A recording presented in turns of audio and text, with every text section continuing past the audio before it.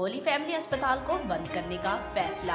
हुकूमत पंजाब ने लाहौर के अस्पताल होली फैमिली को 1 माह के लिए बंद करने का फैसला किया है, जिसका मकसद इसकी ताज़ीन और आराइश करना। इस हवाले से ज़राए का कहना है कि होली फैमिली अस्पताल लाहौर को ताज़ीन और रिहाइश के लिए रवा माह बंद कर दिया जाएगा।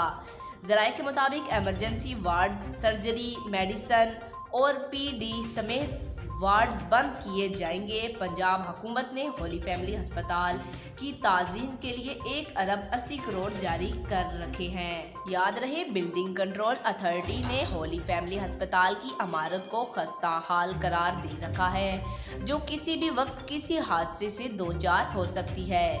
ज़राए का मजीद कहना है कि होली फैमिली अस्पताल आइंदा 3 माह के लिए मुकम्मल तौर पर बंद रखा जाएगा।